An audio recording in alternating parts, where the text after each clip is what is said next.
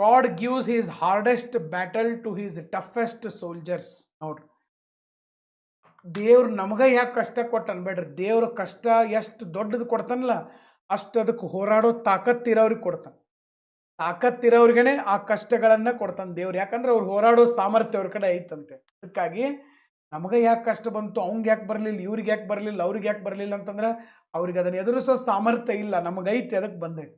ಮತ್ತು ಮನುಷ್ಯ ಮುಂದೆ ಹೋಗತ್ತಾನಂದ್ರೆ ಸಾಮರ್ಥ್ಯ ಡೆವಲಪ್. ಒಬ್ಬ ಮನುಷ್ಯ ಮುಂದೆ ಹೊಂಟಾನಂದ್ರೆ ಕಷ್ಟಗಳು ಬರಬೇಕು, ಕಷ್ಟಗಳನ್ನು ಎದುರಿಸ್ಬೇಕು, ಮೆಟ್ಟಿ ನಿಲ್ಬೇಕು. ಅವಾಗನ ಸಾಮರ್ಥ್ಯ ಅಭಿವೃದ್ಧಿ ಆಗ್ತದೆ. ಕಷ್ಟಗಳ ಬರಲಿಲ್ಲ ಅಂದ್ರೆ ಸಾಮರ್ಥ್ಯನ ಅಭಿವೃದ್ಧಿ ಆಗೋದಿಲ್ಲ. ಓಕೆ, 2 ಗಿಡ ಹಚ್ಚಿದ್ರಂತ, 2 ಗಿಡ. ಓಕೆ, ಒಂದು ಗಿಡಕ್ಕೆ ದಿನ್ನಲು ಮಸ್ತ್ ಗೊಬ್ಬರ ಗಿಬ್ಬರ ನೀರು ಹಾಕಿ ಬೆಳೆಸಿದ್ರಂತ.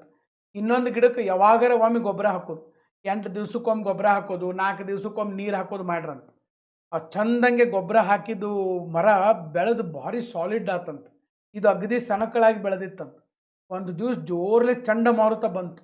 ಚಂಡಮಾರುತ ಬಂದಾಗ ಎಲ್ಲರೂ ಈ ಸಣ್ಣ ಗಿಡ ಬಿದ್ದು ಬಿಡ್ತೈತೆ ಅಂತ ತಿಳ್ಕೊಂಡಿದ್ರಂತ. ಸಣ್ಣ ಗಿಡ ಬೀಳಲಿಲ್ಲ ಅಂತ, ದೊಡ್ಡ ಗಿಡ ದಿನ ನೀರು ದಿನ ಗೊಬ್ಬರ ಮಸ್ತ್ ಹಾಕಿ ಬೆಳೆಸಿದ್ರಲ್ಲ, ಅದೆಲ್ಲ ಏನಾಗಿಬಿಡ್ತು ಅಂತಂದ್ರೆ ಹಾರ್ಕೊಂಡು ಹೋಗ್ಬಿಡ್ತಂತ, ಬೇರೆ ಸಮೇತ ಕಿತ್ತಂತ.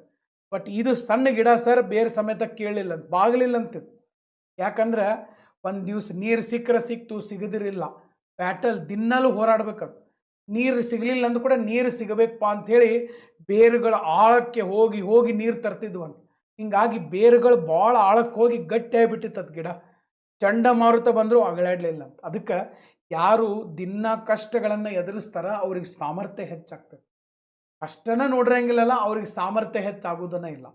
ಇವತ್ತಿನ ನಮ್ಮ ವಿದ್ಯಾರ್ಥಿಗಳಿಗೆ ಸಾಮರ್ಥ್ಯ ಬೆಳೆಸ್ಕೋಬೇಕು, ಕಷ್ಟಗಳನ್ನು ಎದುರಿಸಿ ನಿಮ್ಮ ಸಾಮರ್ಥ್ಯ ವೃದ್ಧಿ ಮಾಡ್ಕೋಬೇಕು. ಯಾಕಂದ್ರೆ ಇವತ್ತಿನ ತಂದೆ ತಾಯಿಗಳು ಮಕ್ಕಳಿಗೆ ಏನೂ ಕಷ್ಟ ಆಗದಂಗೆ ಬೆಳೆಸಾಕತ್ತಾರೆ.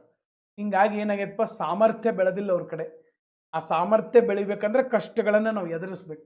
ಯಾರು ಬಡತನ ನೋಡಿರ್ತಾರ, ಯಾರು ಹಸಿವು ನೋಡಿರ್ತಾರ, ಅಲ್ಲಿ ಮಾತ್ರ ಸಾಮರ್ಥ್ಯ ವೃದ್ಧಿ ಆಗ್ತದೆ. ಓಕೆ, ನನ್ನ ಪಾಯಿಂಟ್ ಅರ್ಥ ಆಗಿದೆ ಅಂತ ನಾನು ಭಾವಿಸ್ತೇನೆ.